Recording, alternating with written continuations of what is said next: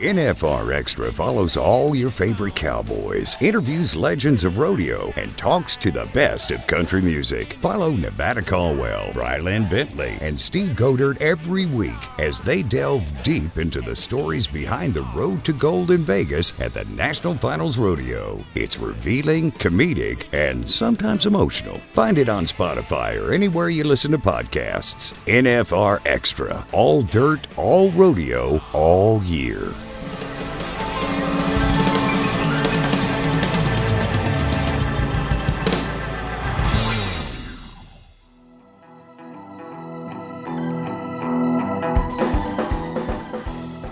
Yeah, you know, Joe Beaver may be the wittiest guy in rodeo on a microphone. Yes. and he's getting even better. Yeah.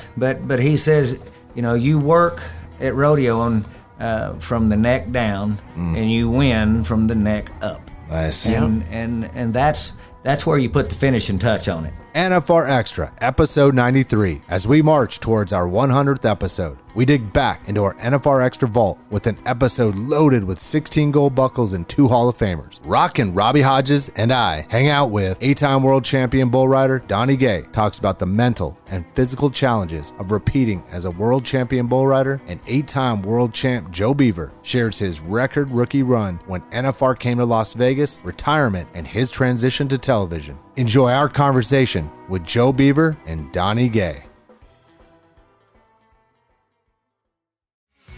In Las Vegas, December can only mean one thing: the Wrangler National Finals Rodeo. The NFR is the culmination for the top contestants in the world seeking to share the $10 million purse and the coveted gold buckle. For fans, Las Vegas transforms into the greatest Western party in the world with the NFR Experience, which features Cowboy Christmas, the Junior World Finals, non-stop entertainment, custom viewing parties, and so much more. Follow all the action at nfrexperience.com. Great moments, great champions, great memories. There's only one NFR. There is only one Vegas. Hey, y'all, I'm Cody Johnson, and you're joining us right here on NFR Extra.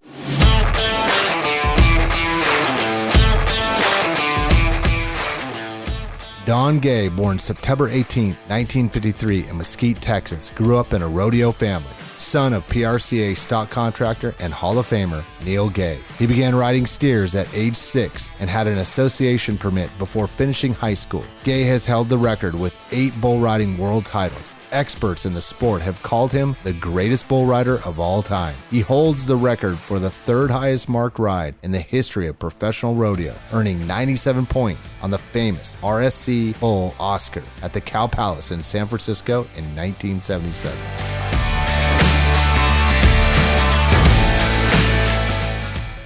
Donnie Gay, 8-time world champ, and Donnie Gay, welcome to the show. Good morning. Your voice is good? Oh, I'm great. Well, you shouldn't be working so hard. I mean, mine's fine. Yeah. So, Donnie, thanks for coming on the show. We've heard your name a lot here, you know, when we refer to things like, you know, the multiple champions and kind of the record you've set. How's it been this run of Vegas of 35 years that you've seen and been a big part from competing to being behind the scenes, on the camera, on the mic? This is the best rodeo that the ProRodeo has to offer. If you even think you're a rodeo fan, come spoil yourself at the National Finals Rodeo. And you don't actually have to even get into the Thomas and Mack with the upgrades in technology. Some of the hotel viewing parties, like at the Orleans, hosted by Justin Rumford, the Boyd Gaming Group, you can enjoy this rodeo in so many settings, it's not even funny. And, you know, my last year to qualify for National Finals was 1985, the first year it moved out here. And they doubled the money from Oklahoma City, and it was $5 in a cab from the Thomas and Mack to Benny Binion's, and $5 for the best steak in the world. And, gosh, we thought we'd died and gone to heaven.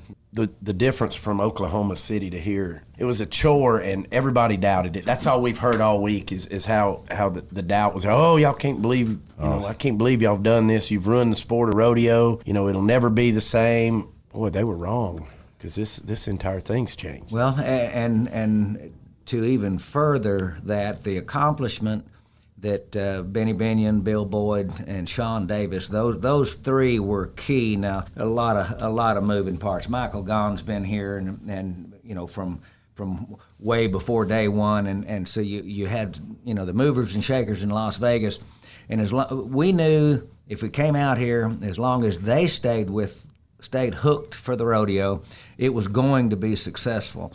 But now let me you can go back and find the video, and I think it's actually all in color from '85 on. But you go back and look Friday, Saturday, and Sunday, because it used to start on a Friday and end on Sunday. Yeah, remember that. Okay, so Friday, Saturday, Sunday, grandstands were packed. If you had season tickets in Oklahoma City, you had season tickets out here as long as you re-upped. The first year, all of the stock contractors, the ones that get cussed a lot, well, they didn't have any choice. They were forced by the association to buy their tickets to come out here. And nice. So Friday, Saturday, Sunday, it was full. But Monday through Thursday, we could have started a better fight behind the chutes than they could have in the grandstand. Really? Yeah. And yeah. So it wasn't just a slam dunk. This when I hear people say, oh, well, when we moved from Outdoor Channel or from RFD at one point, we got to go to CBS Sports to reach more people. Well, and I said, reach more. Does it reach more people if they're not watching? And nobody, you kind of get the blank look stare, and guess what? You're not preaching to the choir. The choir is the one that invites somebody that's a CBS Sports fan that loves volleyball or loves hockey or loves basketball that preempted us the other day, and those kind of things. The choir is the one that invites that sports nut to come share a rodeo with them, and maybe you create a fan. And you do rodeo just like you do in business. You create one at a time. Yep. And then they'll stick with you forever. You see all them old gray and bald heads in the grandstands every night. They won't miss it. The other thing too is that along this way, by utilizing the right folks within broadcasts or whatever that promotes the business of rodeo, the more that people meet, the more the people that start to understand, the more that they care. And if you get them to care, there you go. They're going to come. Well said. Yeah. Yep. I want to go back because you brought it up. We're going back to the 80s. Where did you stay for the first couple of years in Vegas? The street is still there, and so am I. There you go. The Hacienda, yes. The Hacienda Hotel, they were the host hotel for the bull riders, and because every hotel had an event, right? For the sponsors. That's how they began their quest. It was just a lot of fun.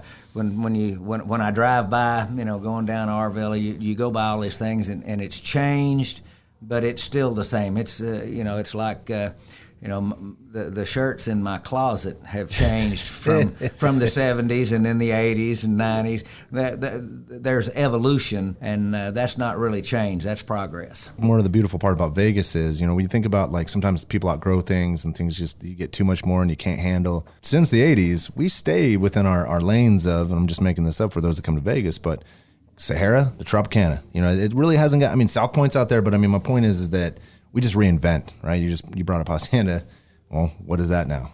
The whole thing is, I was on the board of directors, and our meetings was they were at the Sahara the first year, and then the Riviera the next year, and Ricky and the Red Streaks were there, and yes, and so that was a good run, wasn't it? Well, we had fun. We start talking about the 70s and 80s. My head starts itching. My hair's going to grow again. What about Oscar? I've heard the name with stock contractors coming to talk. I heard the name Oscar. Yeah. And that seems to be synonymous with you.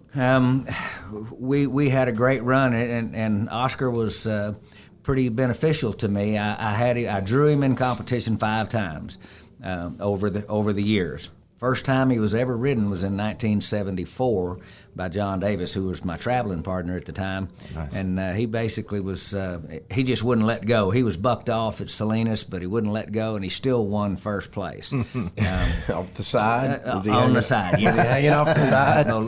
I wasn't there, but that's what I was told. I was in Cheyenne because I hadn't drawn very well, and the bull herds weren't as deep, and so you didn't, it didn't matter what your ability level was. Sometimes you just drew where you weren't going to win, and so I didn't go to Salinas, but and I missed that ride. But it would have been pretty special because the first year I went to the National Finals Rodeo, Bob Cook of Rodeo Stock Contractors had Oscar there, was his headline bull, but he had 6 other bulls there. He had 7 head of bulls there, and I drew every one of them. And the good news is I was just not quite 19 years old, and those bulls were all little inbred Bremer Cross bucking bulls. Bremer. That averaged about 1,350, 1,400 pounds. Ooh. They were small in comparison. Because everybody had gargantuan giants back then. And big brindles with baseball bats for horns, and nice. and 5 of them were bucking son of a guns, and the other 10 they could have doubled as the arena police. I say all of this to all those bulls were little, and I rode every one of them, and they had great records coming from California. They were 4 or 5 of the 7 had never had an 8-second ride on them. Well, time they left, all but Oscar in '72 had an 8-second ride on them. Wow. But I drew them because they were little and they fit my style. The other ones wouldn't have. So I won 3rd in the average in my first NFR. But Oscar was one of those ones that pushed me. He bucked me and my brother Pete both off that year in '72 at the NFR. He bucked me off again. In the 73 NFR, might have been a little later than that. And then I rode him for the first time at Angels Camp, California in 1975. I was 88 points and won the bull riding there. And that was pretty special because we had just left Las Vegas and stayed a week in Winnemucca and then drove to Angels Camp, California, and we were broke.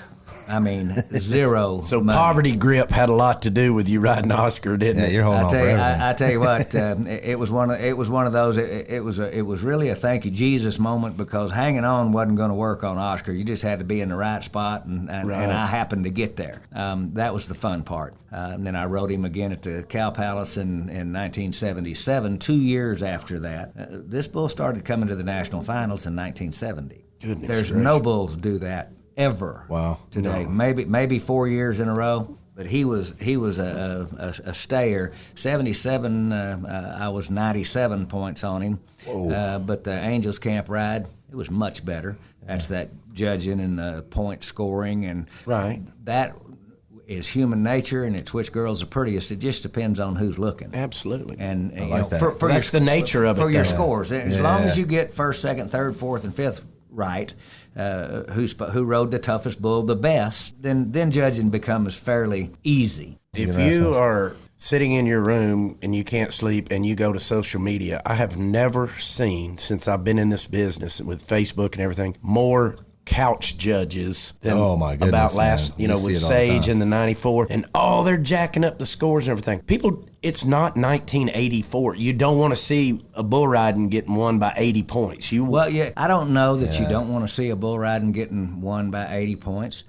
As long as the places are right. And so I challenge everybody that does Facebook, you really should, and I'm one to talk. Me too. Good. You really shouldn't be too argumentative until you're in the position. If you've judged, if you've been to the national finals, if you've qualified, okay, and you survived, you can gripe a little. If you've judged the national finals rodeo and been a contestant, you're an expert. And if you're a judge now and not ever qualified for the national finals, but you've gone through the professional judging protocol, you are an expert. It's your opinion. And people have no idea. They don't take into consideration. They'd worry about picking which girl's the prettiest at the prom more than they. And this is just what this is. You can get nervous about anything, about any decision you're going to make that's going to be real impactful. Just sit back, have your opinions. The same thing happens in pro sports. Everything, right? Pass interference, was it a catch? Yes, and so they didn't really lose it. They could have won had that call not went down, but they did. Instant replay really has hurt all sports. The call on the field, 9 times out of 10 or 99 out of 100 or 9 million out of 10 million, call on the field is the best call. because it's all in context of what he's been doing all week long. And that stuff never changes. But what's changed is our world has been over-lawyered, in my estimation. Yeah.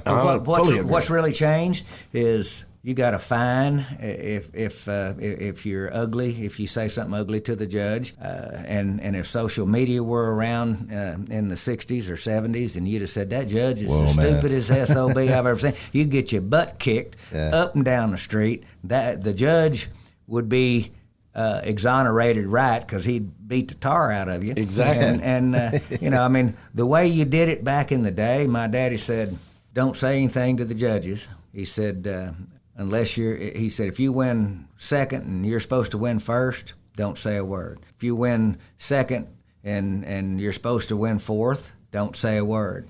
He said, if you're supposed to win first and you don't place, beat the hell out of the judge. Oh, gosh. So what you're saying is just too much policing. That's how it was done. Yeah, too much policing going on. It is, and these opinions, and like you just said, it's a split decision. I mean, it's a split second. I mean, they have. If you'll notice, those scores come up as fast. I mean, they call them and then write them down. So a guy, it's fast. There's a lot of emotions involved there. It's coming up, right off of the box on the computer. But the pure fact is they're the ones that have the weight and responsibility of life-changing events for somebody winning the all-around championship. Let's just pick one. Butch Kirby, the 1978 world champion bull rider. You don't think he doesn't want it in his mind to be absolutely perfect? He's not going to cheat anybody. The mark out. I could take or leave the mark out rule because I believe that the mark out rule was instituted not because it makes the horse tougher to ride. It sets up your ride and really is a help. The mark out rule was designed to eliminate people. We got 100 bronc riders at Cheyenne back in the day when they snubbed them up, didn't have bucking chutes. You got 100 guys that are in the competition, and only 4 or 2 or 3 or how many ever places they're going to pay. That's all it's going to win. What are you going to do with all those guys when they all ride a similar animal? Yeah, and everybody's... What you going to do? That's just my opinion. I could take it or leave it, because if you don't mark your horse out properly, you're a jump and a half from catching up. And with these judges out here, mister, you miss one lick, I don't care if you rode sipping velvet, 7 seconds good, you're just barely going to place, if any. This is NFR Extra, and our guest today, 8-time world champion bull rider, Donnie Gay. We will return after the break.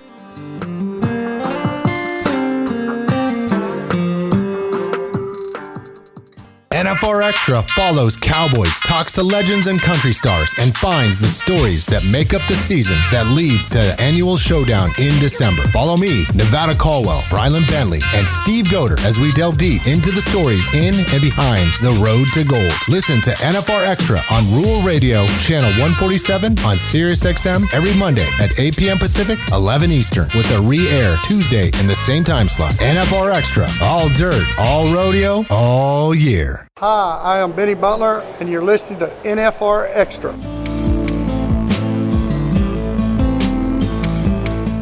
ProRodeo Hall of Famer Donnie Gay is here on NFR Extra. There's styles. You mentioned you had a different style. What was your style? And kind of explain that, and we can jump into someone else's of like where we can get a good correlation of what's happening today. Jerome Robinson and I started moving the free arm more. Back in the day, guys like Jim Shoulders would say, you're just hamming it up, making it look tougher than it really is, that sort of thing. But I didn't like taking a hold of them with my feet and leaning away from my hand just a little bit on the rope. That was more of being along for the ride, like in a bareback riding is today with those riggins. The riggins are ridiculous, and it hurts the bareback riders, but they're not going to change because they're winning, making a living with them the way they are right now, and you know that, and you've seen them evolve. But I think they're too hard on the horses and the cowboys. Just my opinion, right? But the pure fact is, you could have bareback riders ride with a main holt, and the best bareback riders are going to wind up being a world champion. They'll figure out a way to be competitive, and the winners are going to continue to win. Sage Kimsey makes 99% of them or 98% of them look really easy, and gosh, he just kind of had a day off, and you start kind of hating on him because he's he's making so much money and this, that, and the other until he bucks off, or one shakes him loose and he's really got to put it out. He's got all that in the gas tank, and that's why I say he's the best bull rider on the planet right now. Yeah, but it does make sense when you start to understand style and the consistency of things. Yeah, if you're looking flaring all over for the Joe public out there, like, oh my God, look like an awesome ride, right? I mean, just the way it looked aesthetically. But at the end of the day, when you boil it down, it was no different than the other guy, just riding the bull, basically, just holding his core down. When you have the conversations of who rides them easier, well, that's kind of a silly conversation in my estimation. Right, yeah. But the pure fact is, you ride them when it means something. Yeah. Anybody can make a 3-foot putt on the practice, on the putting green, to go practice. But if it's a 3-footer downhill and sitting on a side hill, and it's for the U.S. Open and $10 million, that hole shrinks. Yes. But you went on runs, right? You did 4 in a row, 3 in a row, and then you wrapped that one up. When you're set up and you're doing your business and you have your goals and you have your self-respect and you have your plan for your life, because life's about choices, got to make good ones, and coulda, woulda, shoulda doesn't cut it. You have to be moving forward or you're moving backwards. Yeah. Mm-hmm. And you can look at the NFR list over the last 5 or 6 years, and I didn't realize he wasn't here. Where's he at? Yeah. Mm-hmm. And was just a few years ago, you're hating on him. He wins everything. Judges are marking him too high because his style's too, Mm-hmm. Then where is he? This business is tough. I had an advantage going in. My daddy started the Mesquite Rodeo when I was 5 years old, and so I grew up with Jim Shoulders, the greatest of all time. Yes. Yeah. I grew up, him being my second father. Went to the first NFR in 1959. I was looking through the rail, but That's I was awesome. there. Right. Dallas? In Dallas, Texas. Wow. Okay, so this business, you have to be moving forward, or you're moving backwards. When I wanted to be the world champion bull rider, I didn't know how many times, and I didn't know when. I didn't know what am I going to do after I'm a world champion bull rider. My dream had stopped there. Those world championships, in 78, Butch won the world. Mm-hmm. There's never been a bad world champion. Has it always been the right world champion? Couch judges, speak up. There's your Okay, Yeah. so Oh gosh, it's the all bullpen is lit up right now. Yeah. So it's all perception on whoever's Yeah. having the thought. And so I win my world titles. They changed the rules in 76, so I won it both ways in 76. I won it both ways in 77 after the stinking ride-off because they didn't know you could wind up tied, they being the PRCA. Yeah. So we had a ride-off, and I won it then, and then Butch won first and I won second. I won $30,000 more than he did. Never been a bad world champion. I said at the time, just not the right one because I was saying it. It was my perception. I should have been. But then again, I thought, okay, they changed the rules. That's a good excuse, but it's still an excuse. Yeah. Get your butt out there and get you another. And so you did. go right on. And so getting to number 7 is where Sage is at because it's hard. After the 81 World Championship, my next one don't come until 84. I'm hurt. I'm out. Dr. Evans and Tandy Freeman first came on the scene, my groin muscles were so damaged that they just told me I should get a job. So after the second bull of the 82 NFR, I was trying to beat Charlie Sampson and couldn't get on the rest of my bulls. Oh, man. I was hurt, and I was taped from, my titties to my toes, and it still didn't hurt. Right. And I had to quit. You talk about feel like you got the rug jerked out from under you. So 82, 83, I'm, hashtag where's Donnie, but we didn't have hashtags. Yeah. So I'm working labor list at Mesquite, Texas is what I was doing. Wow. And I'd put on riding schools and basically kept just busy. working on trying to make a living, making the payments. I was friends with Malcolm Baldridge, was Secretary of Commerce. We talked about him the other day. Yeah, we did. During Yeah. Ronald Reagan era, and we had a private rodeo for him where Charlie Sampson got killed in Landover, Maryland. Mm-hmm. And they invited me to come and ride. I had roped in the team roping, semi with Mack Baldridge, and you know we were buds. And I had a friend of mine that was one of the head Secret Service agents in the White House. So it was kind of a fun deal. And I thought, hey, me and Terry could go up there, and I was going to get to meet Louis L'Amour. He was getting a Congressional Medal, and he's my hero. I read every book he's ever written more than once, and so I told Terry, I said, I'll just enter the bull riding, and we'll go. She said, well, you hadn't been on anything in a year and a half, and I said, well, I can stand anything for 8 seconds, you know. Gosh. And so we went back there, and I had a little white bull that just jumped out there and, you know, spun into my hand, and I rode him, spurred him around a little bit, and when the whistle blew, I tipped my hat and stepped off, and that was kind of fun. And George Michael was doing a show called The Sports Machine. I grew up watching that. Okay, really a precursor to Sports Center, basically. Oh, yeah. And he said... Sunday nights, I remember. He said... you know, the bull obviously wasn't real tough. He said, but how do you feel there, champ? And I said, I feel good enough to go win number 8 now. Yeah. Enough with the excuses. And I started at Brawley, California, and won first. And in Hobbema, Canada, that was right during Christmas. And so I got after it. But I'll tell you this: my 7th world title, I was beat to smithereens, and I hurt. It was a relief to tie Jim's shoulders, and if I never won another dime, I was tickled to death because he's my hero. Yeah, that's awesome. And so I get the opportunity, and that was really hard. I mean, you think it's hard to win, and those judges remember this perception thing. So all during the year, you can have some judges that are tired of Sage winning and want to see Stetson win the all-around, and you know, so they're not cheating, you know. But if there's an extra point that you can get, or if there's a point that, well, Sage is a 5-time champ of the world, he shouldn't have got in trouble like that, tipped into his hand that one jump, you know. So that point comes away, but this is all subconscious. This is not malicious at all. Yeah, right. I mean, this is part of the game. sure there may be a malicious one or two out there, but you know, you just don't have to enter that rodeo. Right. Find out where he's at. Yeah. You know, but the thing that amazes, you know, me is when I think back.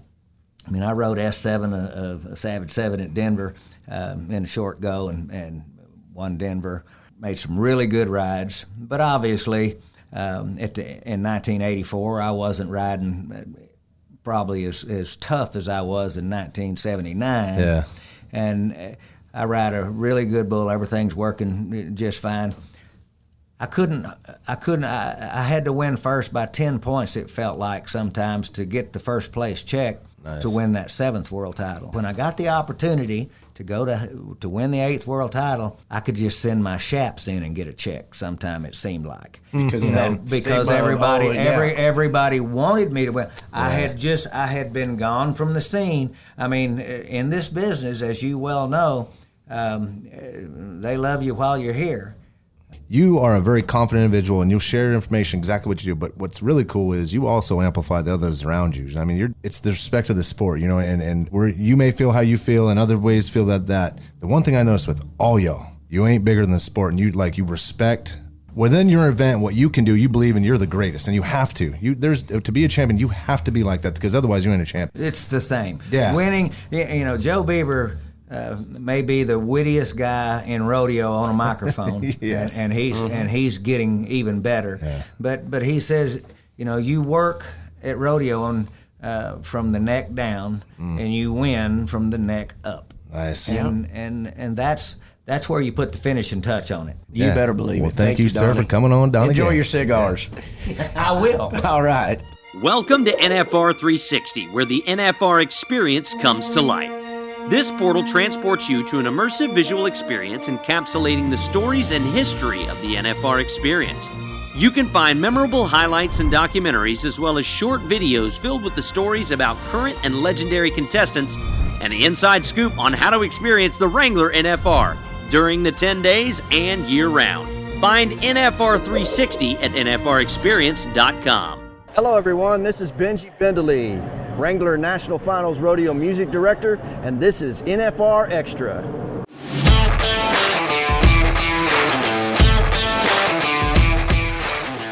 At 20 years old, Beaver won the PRCA Resist All Rookie of the Year award and qualified for his first career NFR in Las Vegas. Beaver was the youngest tie-down roper in the 1985 NFR, but that didn't scare him away. After the 10 rounds, the Thomas Mack Center was given the nickname The House That Joe Built after winning his first of 8 gold buckles at the famous arena. Between 1985 and 2000, Beaver won 5 tie-down titles and 3 World Championship all-around crowns while qualifying for 22 NFRs in Las Vegas.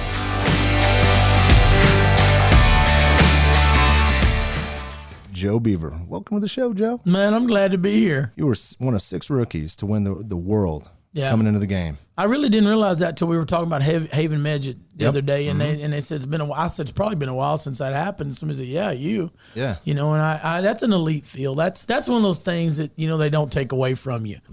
It's kind of weird because I had a rig catch fire and burn down in like maybe 87.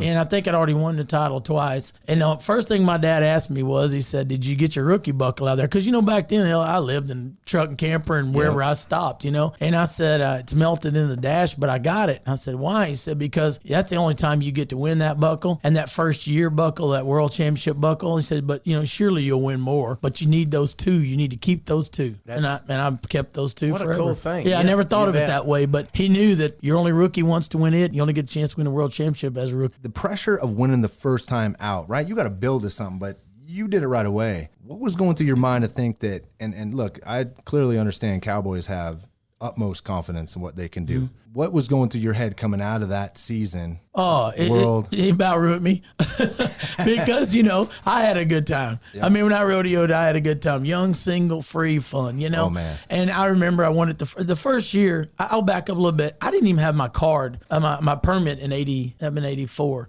I was going to the IPRA rodeos and the amateurs, Well, I was doing good in those, but back then, you couldn't have a card and a permit. Right. IPRA. So it took all my points away. So I didn't have nothing else to do. And my wife, the girlfriend's time, and my mother, they just said, "Well, get your permit and fill it and try them." I'm like, "I'm not ready to go to the pro rodeos."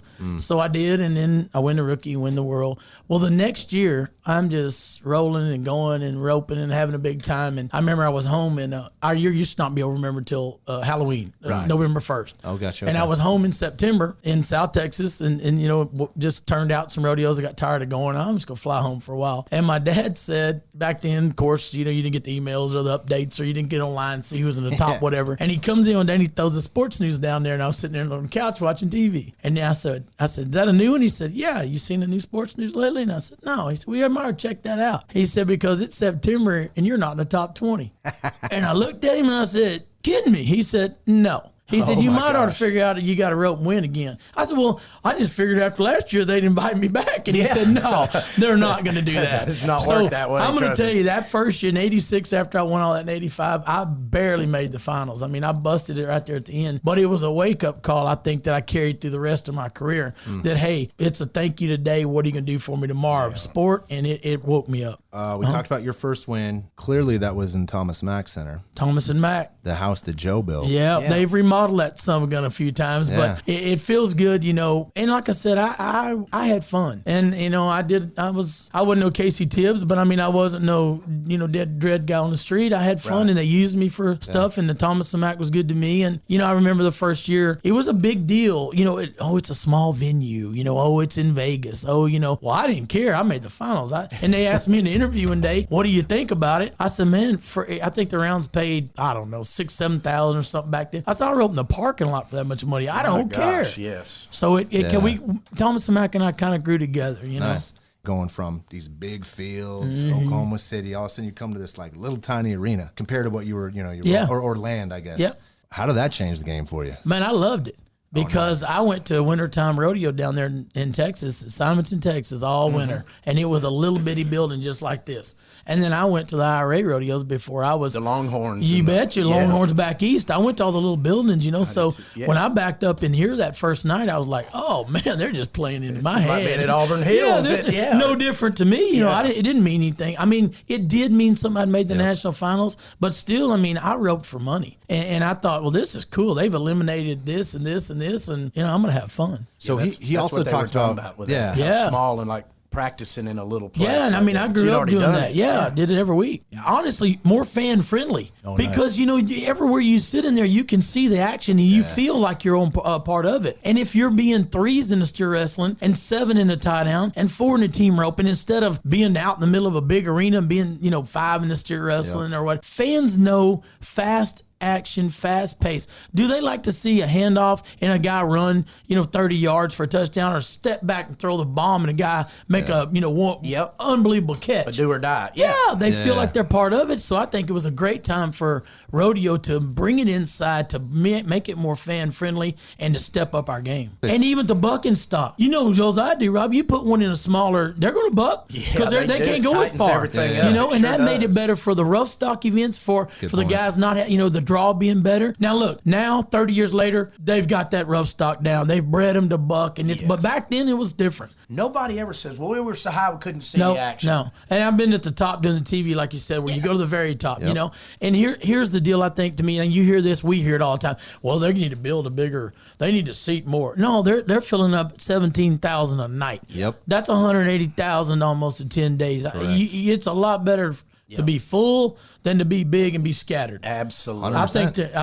I think they've just made the right move. I'm just gonna add this to anybody that's out there listening, and when we're talking about the intimacy of the seating, I just want to add this. One of my favorites. If you guys ever got to sit in the dugouts, which are like right next to by the camera baskets. Oh, the pits. Yeah, pits. You feel like it's like Rome, because you're sitting right over there and you're looking up, down, that kind of thing. But like that feel, you see everything. And what's even more so, you may be sitting down and, hey, trust me, down in the plaza, that's the premium seating, right? However, if you're a true fan, you're able to see up above and see the breakdown of it's almost like watching a football from up high, right? The high camera. You can see the breakdown of the play. You can see everything, kind of where you faltered, where you did well. Yep. You can see everything real quick. Yes, you can. The Thomas Mack Center's views are amazing. It really is. So let's dive off into something that's always been cool with me with this with the tie down roping.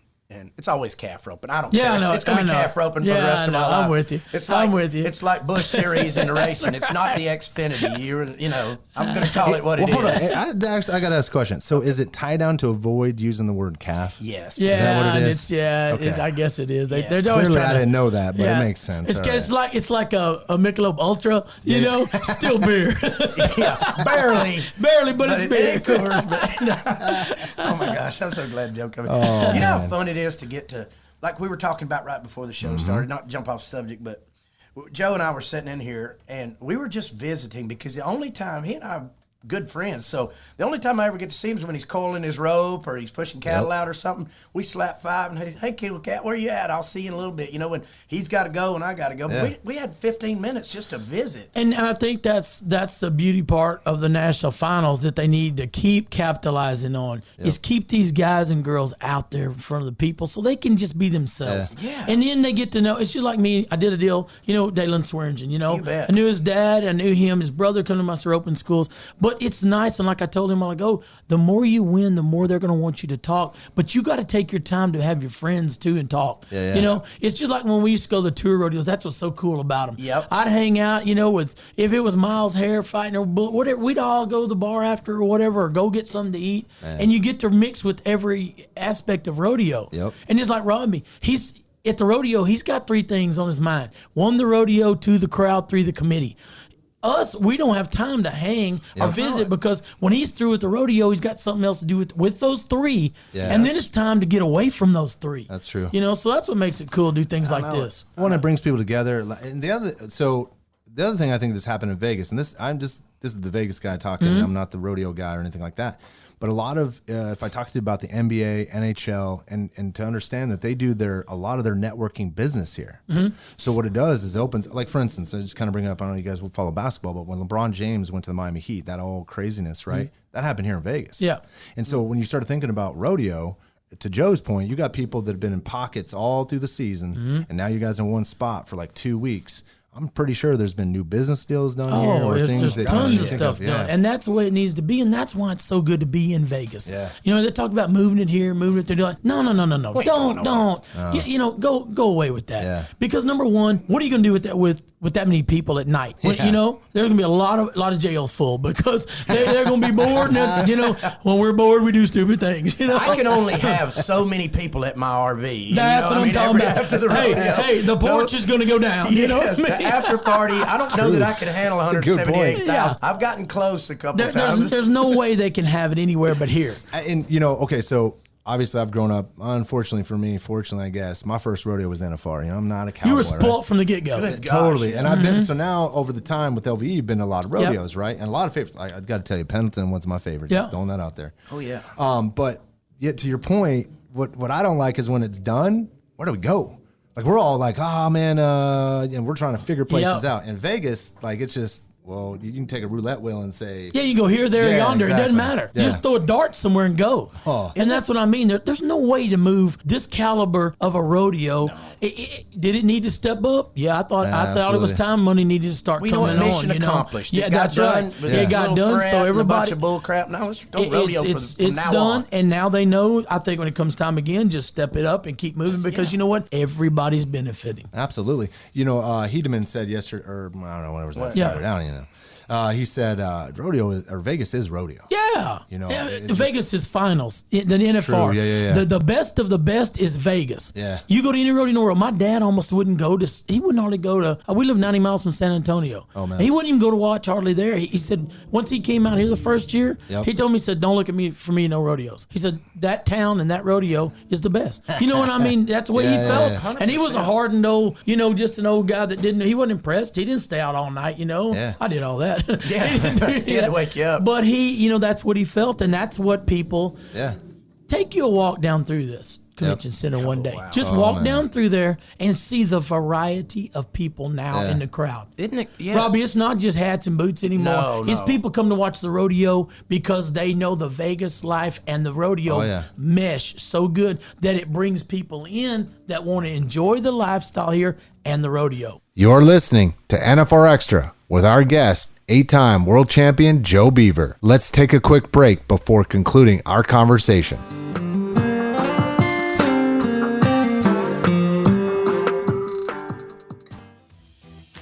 Every December, the eyes of the rodeo world are on the Wrangler National Finals Rodeo, the world's richest and most prestigious rodeo. And now you can follow the NFR all year long at NFRexperience.com. You'll find information on Cowboy Christmas and the Junior World Finals, unique blogs and content, access to NFR Extra, and much more. With the Stay in the Loop Club, you'll also have a chance to win a trip for two to Las Vegas 2021 for the world's greatest rodeo. Don't get left in the dust. Stay in the loop, stay in the know, and win at NFRexperience.com.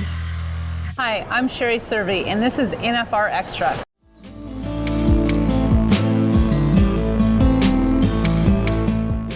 NFR Extra with ProRodeo Hall of Famer Joe Beaver. When you had to step down from this, how did you treat Vegas? Not as the contestant, you had a little bit more. Did your lifestyle change? Did you evolve in doing what you were doing every day as a contestant? Or I think you have to be totally okay with being done. Yes. And then Vegas takes over the other way for you. Yes. It's business for me. Yeah. It's fun. This week it's business. Yeah. But with, for instance, you go start doing the resist all, luncheons that you didn't have time to do for the rookies. You start doing shows like this when I didn't maybe had time because you had to honor your sponsors and all your stuff. I still do that, but it gives me more time. Yeah. And I think to do that and be comfortable, you got to know when you walked away that you left it all in there. Now, there's a lot of guys that aren't like that. Yeah. When I was done, I was good. I was through. I was fine. I didn't want to go and try to do what I couldn't do. And Trevor, everybody's like, he's going to come back. He's going to come back. He's winning. And I said, no, he's not. He's enjoying what he's doing. Well, most of them come back because they need the money. That's true. That's true. And I got the best advice in my life. And for young guys out there, and I told Dalen this a while ago, Denny Flynn, many-time National Finals bull rider, one of the nicest guys you'll ever be around. Nice. He told me when I was younger and winning a lot, he said, hey, I'll give you some advice. So what's that? He said, while money's easy, pay for everything. Yeah. And I said, what do you mean easy? He said, you win. You win a lot. It's easy. Pay for everything. Yeah. And I did. I started paying for everything. So because at some point that shooting star is going to drop. Oh, yeah. And when it drops, it's the only thing or person I never figured out how to beat, Father Time. Oh, you can't. I could beat anybody else. I'm a part of that club. I don't care how good you roped. How good what you would. I figured out how to beat you my whole life. Yeah. But Father Time will beat you. And it's Trevor's at a good point in his life. He has nothing to prove. Yep. He's enjoying himself. You know, I like that. That's how I felt like I went out. Once I think that you've give it all and you've done all you can and you know that you've been successful and made something. Yep. You know, I think you're okay with it. I remember the first time I hurt my knee. I had 5 surgeries during my career. My knee, one knee and 2 on the other, and back. All this stuff. But I remember the first time I hurt my knee. It was years ago, maybe 88 or something, 89. Oh, wow. But I remember I was rehabbing and whining about it, because I was young and stuff. And my dad come through there, and we had a homemade PT, in the barn, lifting this pulleys and hay, and And he come through and he said, "What's the matter?" And I laid it all out, and he said, "Hey, I can fix all this." And I said, "Well, lay your knowledge on me there, Mr. Smart Man." And he said, "When you start back," he said, "I want you to give 40% in your roping from now on." And I kind of looked, and he said, "Now wait," he said, "in 20 years, he said, you won't have no more surgeries. You won't hurt. You won't have any money. Nobody will know who you are, and you will be unsuccessful, but you won't hurt." And I said, "Well, I don't want to do that." He said, "Then shut up, get after it, and give all you got." Saddle that pony. So, that's kind of how I walked away from it. All right, I actually got a question on that, though. Yeah, it is. And you've won 29 go-rounds at the NFR. Yeah. So that's a lot of wear and tear on the body. Mm-hmm.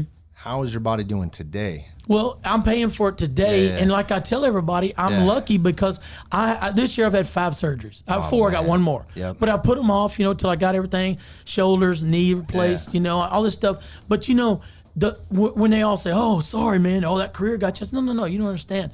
What if I'd had to have all this done when I needed my body to make a living?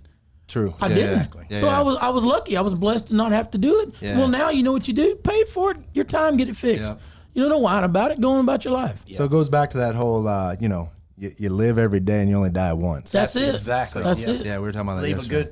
Leave a little bit left just to recognize you. And they look over there in you and you say, "You know what? That guy had one hell of a good time." That's all. And now I tell everybody, you can't please everybody all the time, but you can please yourself most of the time, and then you can look in the mirror and you're all right. Absolutely. I'm still in that, Joe. I like that. Hey, and I'm telling you, I've looked in that mirror before and ducked, not knowing that guy and scared to death of that crazy looking son of a gun in there, Yeah. But once you grow up and you grow through it and you grow out of it, as long as you can please yourself most of the time, you can't worry about people all the time. Man. That's right. Let's take it back to when you came here. Okay. Where did you stay for the first few years? Who were you staying? It was cool because when I first started coming here a lot, I ran with the crowd that Buddy Spock ran the Stardust.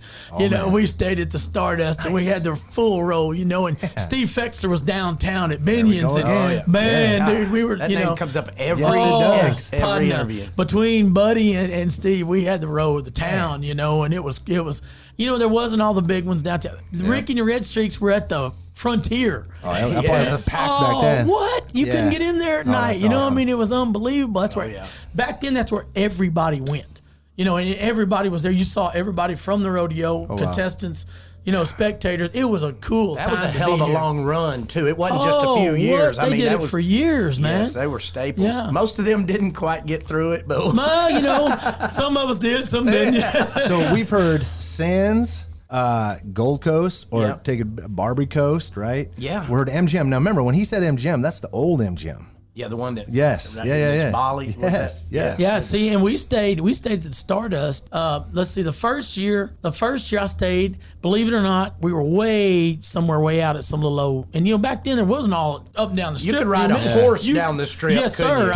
There wasn't all this stuff around. Yep. So wherever it was terrible far, and it was hard to get to. And I met some guy that knew, visiting with him at the road. He knew somebody owned it. It used to be called Alexis Park. Oh, right yeah. You know what I'm talking It's right about? by Hard Rock. Yeah. Yes. And he got me. And back then that was Those are sweet. Oh, dude, it was living it up. This is 85 we're talking about. That's a smart move, Joe. And so I got in right there at Alexis Park for 2 years. You got a condo. What? I had him. And the arena's right there. You could throw a rock, Yes. And then after that, Buddy Spock, and he took care of his Stardust for years. Nice. And then Claude Kimberlin got with us all. Yep. We stayed at the Mirage and Treasure Island. And, I've been lucky. It's been a great ride. I've stayed at a lot of good places. And then now for the last 10 years, I work for the Boyd Group. group, so, and we do the night show for them and we stay at there. So it's been a good ride. How's that been at night? Like, how do you like closing that out the night? It's good, but it's a long grind. You know what I mean? Because we were talking about it. Robbie and I was talking about it earlier. I do Western Sports Roundup 4 mornings. Yep. I do the Resist All Luncheon. I do the things I used to couldn't do, which I do now. It's good. Yeah. But the rodeo's it's a 5:10, 5:15 set call. Yep. I do the opening and I do the pre-show and then I call the rodeo. Well, then over there it's 10:30. Yep. And you don't have time to. I've got just enough time not to have time. And you see all these people you hadn't seen in years. They want to go have dinner. My Australian buddies are here, Hawaii people. And, I go sit down, I have a drink. By the time bringing food, I got to go. I take off. Yeah. But on the backside of that, you have to appreciate that too. Oh. Because when you stop having, the gigs or the wants, then you're on the backside of it. So, I take it in stride. I love doing it. I have a good time with it. It'll end one day. You dang right. It's just like your rodeo career. You got to be. I don't know. This one may hit harder if this one ends because I sure have talking about when I had the finals or you were here. Yeah. My kids came out. Yeah. Thank goodness my mom and dad came out to watch them because they were like, Dad, we're kind of glad you don't have that anymore because we never got to see you. Exactly. You think there's about a 4-hour span between, the cowboy nap at 2. Yeah, that's right. Oh, really? I wouldn't do that, man. Yeah. Oh, no, you will. You will. I promise you will because the morning 5 o'clock. Yeah. Leave me alone for 3 hours. Yeah. That's the time I sleep. The last my body's funny with that. 2 or 3 years I was here, maybe more. Trevor and I would ride out together in a limo from the hotel together. We stayed in the same place, and we'd meet about 5:30 or 6. And he got me there early. He was there early and stuff. Right. A lot different in the early years when I couldn't find my car and stuff. I've lost a car to my keys before here. So let me tell you, we rolled in. One morning, I woke up. I wore knee braces, because I had knee problems, surgeries from the time I was young. Yeah.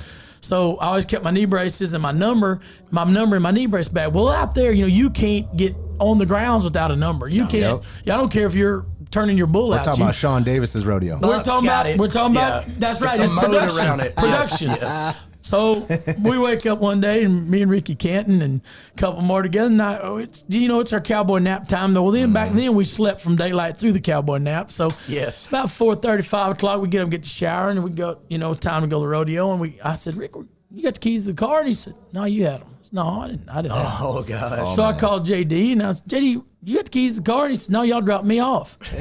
So I called down front, valet. I said, Hey, did y'all have a red, whatever we had back as a red something? And he said. And I said, do y'all have a car in my name? Well, no. I said, well, do you have he said, what's your number? I said, well, I don't have a number. I'd find my car. I need, Yep. He said, no, we don't have anything like that. So I called my other 2 guys with us, and they said, Joe, last time we all pulled up to the hotel Stardust back then. Yeah. He said, to the revolving door, he said, you were driving. So I call that guy back down again. Well, by now it's 5:45. Rodeo starts 6:45. Oh my God! I need my number, my knee braces for sure. We gotta have a lot of tape, if not. Yeah. So I called back down there and I told that guy. I said, look, man, the guy that works tonight, works from 6 to 6, is gonna be here in about 15 minutes. He said, well, ask him. So now it's 6:05 before I get a hold of him, Gosh. And I said, look, guy, I've got mine. I tell him my story, and stuff. And he said, hold on just a second. He comes back and he says, can you describe this car? I said, yes, red. He said, that ain't going to do it. He said, but at 4:45 this morning, we found one running with all the doors open, sitting on the sidewalk by the revolving door. I said, that's my car. Yeah, I guarantee. He said, Wiki, you got to tell me something. I said, go open the trunk. And if you find a bag, he said, stop. I don't want to know what's in the bag. Don't open it. It's been a different call at the Vegas between then and now. But it's something you appreciate and enjoy. Yeah. And like you said, now it's the other part of it. Yeah. But it's okay. We're bartending in here, Robbie. Yes. Hey, I feel it's like being in the bar in the 80s. Yes. You can just go back and tell it like it is because they choose to get on here and listen to this. We're not forcing them. We want to give a huge thanks to Donnie Gay and Joe Beaver for visiting us on NFR Extra. Want to experience more of NFR? Then visit nfrexperience.com. And we invite you to subscribe to NFR Extra on Apple Podcasts, Spotify, iHeartRadio, or wherever you're listening right now. If you like what you've heard on NFR Extra, we would love it if you gave us a big 5-star rating and tell your friends how to subscribe. NFR Extra. All dirt. All rodeo. All year. Gotta make it out to Vegas, where the big boys roam, with the rovers and the racers and the bulls and the broncs, and the ladies in the ski skin-tight wranglers and the cowboy